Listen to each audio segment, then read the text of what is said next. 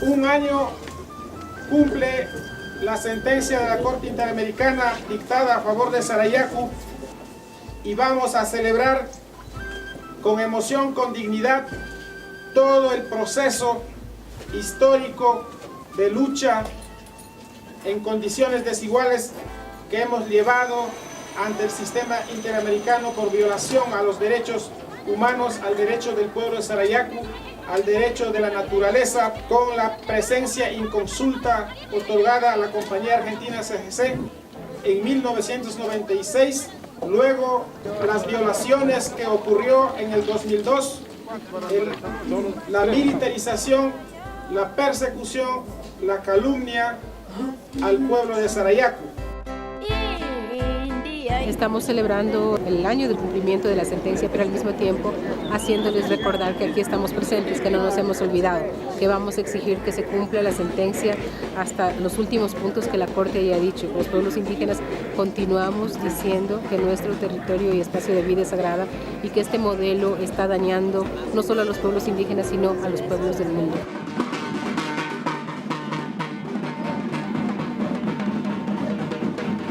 ¡Viva Sarayaku! ¡Que viva!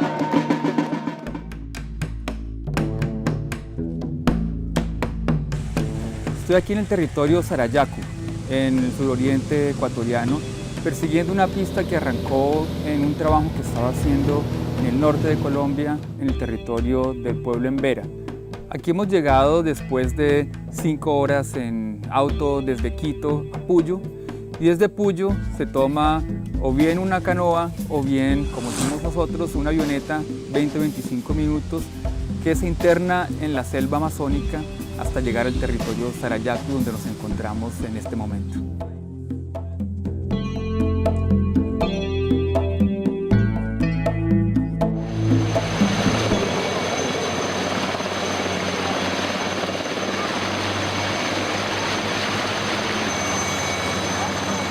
El caso comenzó en 2002, cuando una empresa petrolera intentó explorar petróleo en este territorio y el pueblo desde ese entonces se opuso, entre otras cosas porque no fue consultado ni su consentimiento buscado ni por el gobierno ni por la empresa.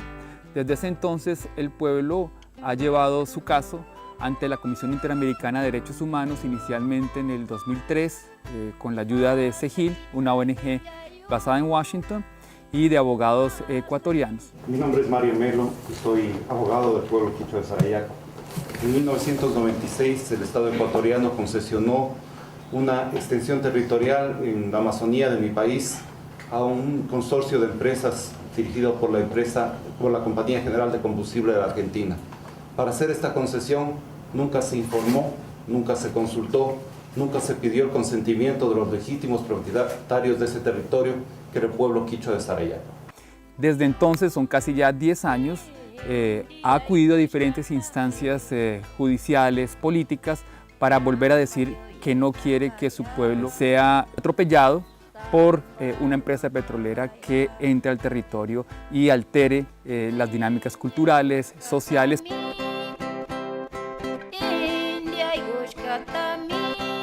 Primero nos presentamos como pueblo de Sarayaku, explicamos la arremetida de la compañía petrolera, la incursión de las Fuerzas Armadas, la amenaza que existía hacia el pueblo de Sarayaku, la persecución y la calumnia a los dirigentes, y solicitábamos el apoyo y la protección de la Comisión Interamericana de Derechos Humanos. Sarayaku, aguantando toda esa situación, hemos tenido que decir basta ya. La lucha de Sarayaku ha sido desde muchos años atrás, pero se ha hecho más visible es en el año 2003 en adelante.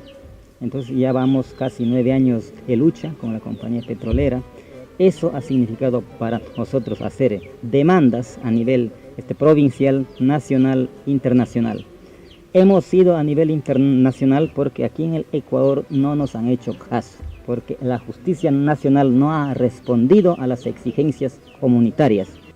Estamos pidiendo la consulta previa, ¿no?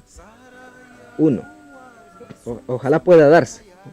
Aunque el Estado ecuatoriano no quiere que se dé un dictamen de ese nivel, que se reconozca la consulta previa, pero dentro de la sentencia esperamos recuperar primeramente la paz, la tranquilidad que nosotros llevamos antes del ingreso, y que el Estado ecuatoriano como responsable pueda remediar todos los impactos que se dio en ese momento, ¿no? Por ejemplo, ahorita tenemos los explosivos todavía dentro, algunos explosivos sembrados.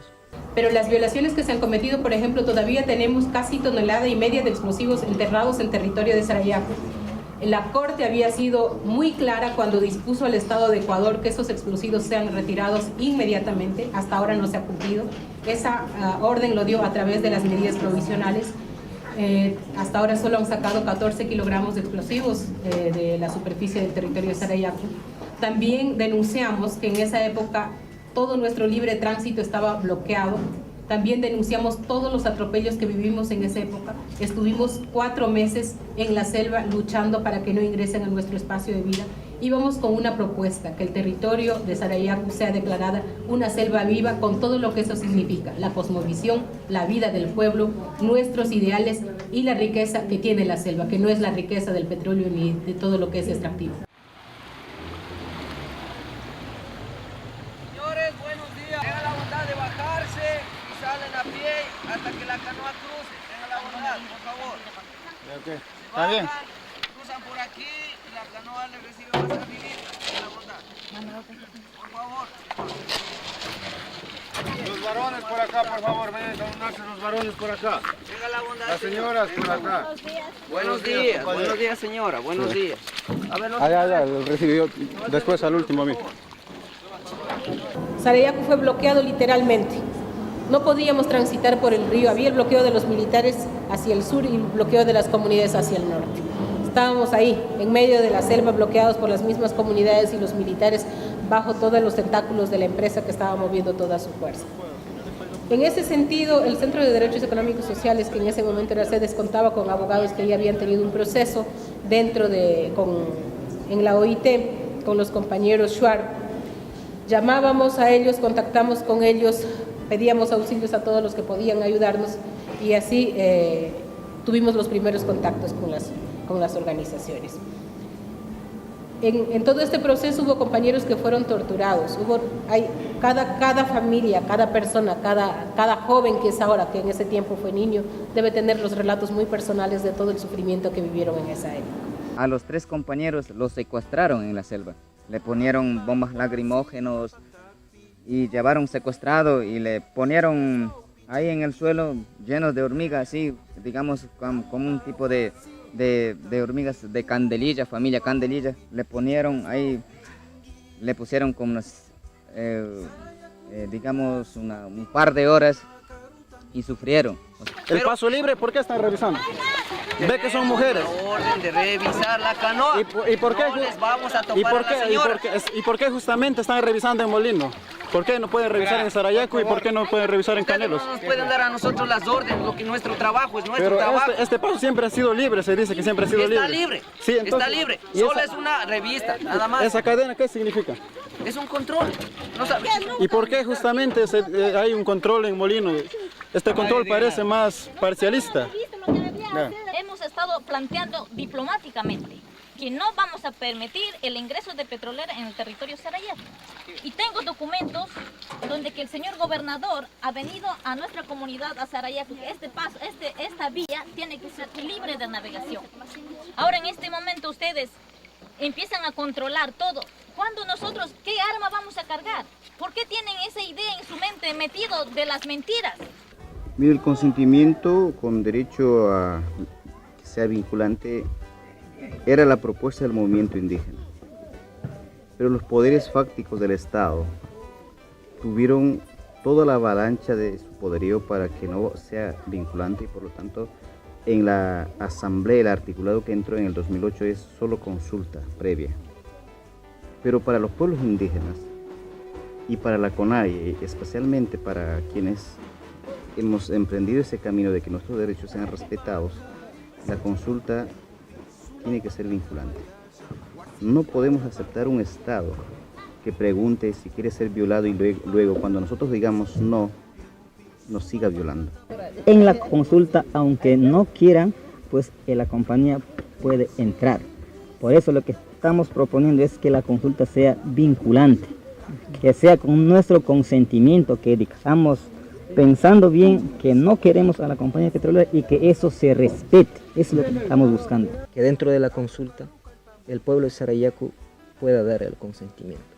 En realidad, Sarayaku, lo que está pasando aquí es solo una muestra de lo que está pasando en varios lugares de América Latina y del mundo.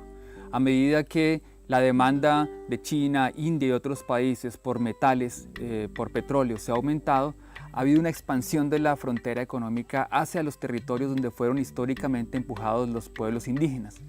En este sentido, este documental es parte realmente de una serie de visitas a otros lugares donde está sucediendo algo similar.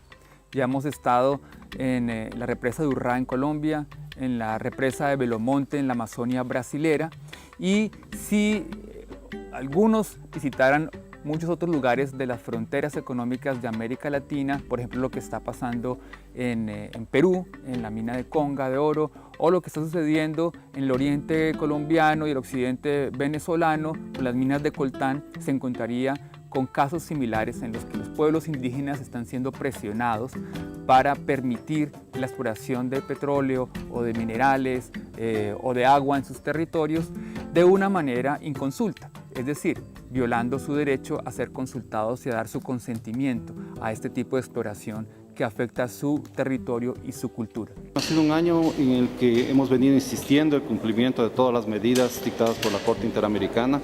Algunas de las medidas han sido cumplidas por parte del Estado ecuatoriano, pero aquellas medidas que se refieren a los temas de fondo, a los más importantes, todavía están pendientes. Fundamentalmente lo que tiene que ver con la regulación del ejercicio del derecho a la consulta en consenso con los pueblos indígenas, como manda la Corte Interamericana. Sobre eso no se ha avanzado, todo lo contrario, ha habido algunos procesos de consulta vinculados con nuevas rondas petroleras en los cuales no se han observado los estándares establecidos por la Corte Interamericana y que por lo tanto son procesos que están reñidos con el derecho internacional de los derechos humanos. Tanto en la Comisión como en la Corte han sido 9 años de litigio del caso en los que han pasado muchas cosas, pero siempre creo que hemos ido logrando los objetivos que nos íbamos marcando. El caso Sarayaku es un caso sin precedentes en Ecuador, que ha servido para el movimiento indígena en replicar a otras nacionalidades y pueblos indígenas en la lucha contra los distintos sistemas de empoderamiento de nuestros territorios y de la violación de los derechos. Haciendo una historia, Ecuador lleva más de 40 años de la vida petrolera en el país. Y el petróleo se saca de la Amazonía. La mayor parte se ha sacado de sucumbíos. Pero no hemos visto realmente ese dinero. ¿Dónde está? Se lo llevan las empresas petroleras. No se queda aquí el dinero en Ecuador. No sabemos a dónde también irá a nivel internacional. Los ricos se hacen más ricos y los dueños de tierra nos volvemos pobres. Somos un pueblo empobrecido porque nos han robado la riqueza y no comparten y no llega a las comunidades para nada. Una y la otra es que lo más fundamental, no se puede comprar con el petróleo la vida, la dignidad, la identidad de un pueblo que quiere vivir con su propia cultura y aportar hacia la sociedad occidental. Nuestra forma de vida es la riqueza cultural. Eso cuesta más que cualquier petróleo, más que cualquier dinero. ¿Por qué decidieron ustedes internacionalizar el caso Sarayaku? Bueno, el caso Sarayaku, como son reglas internas en el Ecuador, ha tenido todo su proceso. Se ha presentado a nivel del país, a nivel provincial y a nivel nacional. Pero como la justicia está ligada a las corrupciones, en Ecuador nunca tuvimos un precedente que dé razón a la demanda que nosotros hicimos. Eso hizo pensar, bueno, si aquí no nos dan la razón, ¿dónde más tenemos que acudir? Y por lo cual hemos buscado los espacios necesarios y los mecanismos donde que se podía presentar una demanda por violación de derechos humanos. Nosotros presentamos este caso en la Comisión Interamericana a nivel internacional como parte de la OEA, porque en el Ecuador la justicia estaba corrupta. ¿Y qué responden ustedes a quienes dicen que ustedes están obstaculizando el desarrollo económico y se están apropiando de recursos de todos los ecuatorianos? Bueno, todos somos ecuatorianos y nosotros no estamos yendo a invadir Guayaquil diciendo que es de todos los ecuatorianos. los bienes patrimoniales corresponden a todos los ecuatorianos, pero cada uno tenemos el derecho a la propiedad. Unos tienen derecho a la propiedad individual, nosotros tenemos el derecho a la propiedad colectiva. Nosotros proponemos que en la región amazónica ecuatoriana tiene que haber una nueva reingeniería económica, de una nueva propuesta económica, de un nuevo desarrollo, podemos llamar, de buscar estrategias de largo aliento que nos permita de aquí 50, 100 a 200 años asegurar una economía que corresponde y que beneficia a todos los ecuatorianos. Buscar una forma de economía solidaria basado en la riqueza cultural, en la riqueza ambiental, la riqueza de la biodiversidad que nosotros mantenemos, ¿no? Pero que no sea condicionado, por ejemplo, como con la explotación petrolera.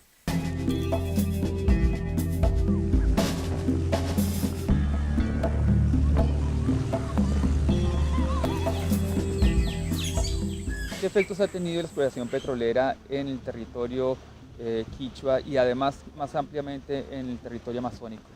Bueno, en el territorio amazónico, iniciando desde los años 70 ya, hemos tenido que enfrentar serios problemas en el norte, en la provincia de Sucumbíos, en la provincia del Napo, actualmente nueva provincia que es La Orellana. Pues allá las empresas petroleras han entrado sin medir las causas que podrían haber causado en lo futuro, ¿no? O sea, con los problemas. Y simplemente entraron, destruyeron sin ninguna planificación, ¿no? El impacto que ha causado en los pueblos indígenas es tremendamente. El impacto social, el impacto cultural, económico, organizativo y fundamentalmente el ambiental, ¿no? El ambiental territorial, las aguas contaminadas, todo eso no es lo mismo que hablar de hace unos 40, 50 años atrás, todo lo que es el territorio nuestro, ¿no? ¿Qué más quieren explotar al monte? El compañero, no queremos. Estudiamos aquí, Causa Oaxaca, hay muchas plantas medicinales. Ese árboles todos, ese quedan débil, bien débil quedan, porque ¡pam!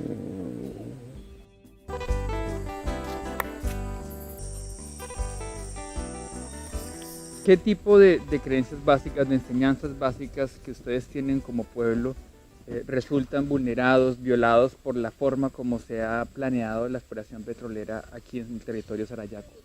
Nosotros en Quichua decimos Sacharunayache, donde que la sabiduría en sí está en la selva, de los microorganismos hasta los macroorganismos. En la selva siempre están presentes los seres vivos, tanto los seres vivos y los seres inertes.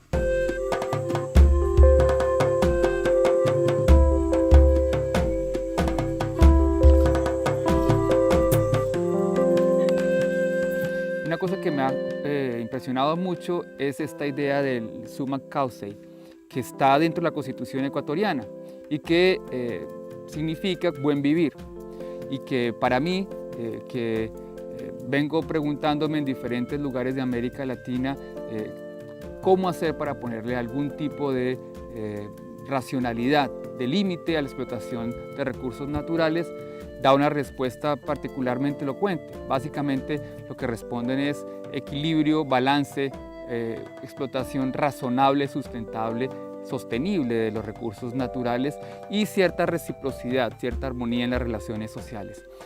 Ese concepto, que como dije está dentro de la Constitución ecuatoriana, creo yo que no solamente ofrece una respuesta promisoria para la pregunta sobre qué es desarrollo sostenible, que estuvo por ejemplo en la mesa en Río +20, en la conferencia de Río +20, sino también está dentro de los debates centrales del derecho contemporáneo.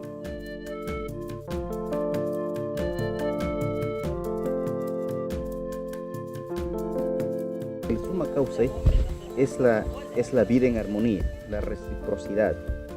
El humano en una buena relación con la naturaleza, el humano comiendo bien, con una soberanía alimentaria exuberante, nuestras familias felices, pero eso no significa que tenemos que tener un capital excluyente de economía. Sin el territorio, los ríos muertos, el aire contaminado, el pueblo se extingue. El summa causa es la vida cotidiana, la vida armónica que tenemos entre el ser humano y la naturaleza. Summa es el bueno, bonito, hermoso, y causa es vivir, es el buen vivir, ¿no? Pero en sí para nosotros el summa causa significa vivir en armonía con quién, con la naturaleza, entre nosotros, con pueblos, amigos, vecinos, aliados, tener una buena alimentación, una buena agricultura, una buena caza, pesca. Eso significa libre de cualquier explotación petrolera, pero con el buen vivir del Estado ecuatoriano hay un choque porque habla del buen vivir con la explotación petrolera y no hay coherencia. El desarrollo que quieren implementar es para destruir, o sea, la muerte.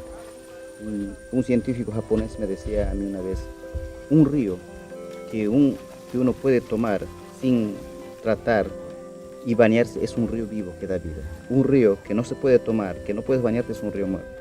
Por eso, para nosotros, el summa causis es tener todo lo que es nuestro alrededor sano y garantizar para el summa causis de nuestra futura generación, de que a 20, 50 años para nuestros hijos. Lo que más me impresiona es que es realmente un pueblo relativamente pequeño, 1.200 personas que viven aquí, 2.000 contando aquellos que viven por fuera, y han logrado después de 10 años aguantar, resistir una presión tanto del Estado ecuatoriano como de empresas que quieren explotar el petróleo en este territorio. Es difícil para alguien como yo, venido de la ciudad, venido de una cultura donde la explotación de los recursos naturales y la acumulación de dinero es vista como algo natural, terminar de entender este tipo de defensa de la relación distinta con la naturaleza. Sin embargo, creo yo, para cualquiera que visite la Amazonia, es algo que ciertamente impresiona, conmueve y marca un camino promisorio para un aprovechamiento, una relación más racional, más sustentable con la naturaleza y específicamente con esta región que es el pulmón del mundo.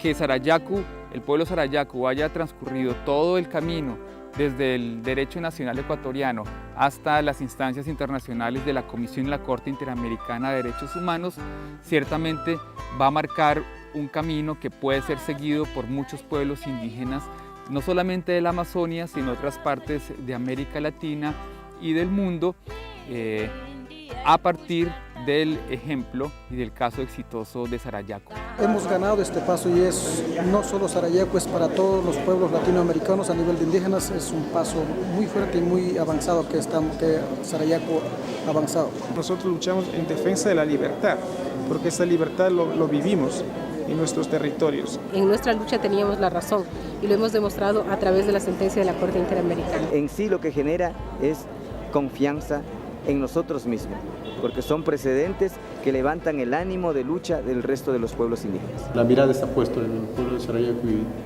creo que van a empezar a seguir, y ya no vamos a ser solo Sarayaku, sino van a ser muchos otros pueblos. Para los pueblos sería el ejemplo, la esperanza o el, como decir, si ellos pueden, ¿por qué nosotros no vamos a poder? Es un caso emblemático en la región porque ilustra muy bien la lucha de los pueblos indígenas por defender su territorio frente a procesos extractivos. Buscamos alternativas de vivencia, alternativas de vivir, alternativas de salvar a esta especie humana.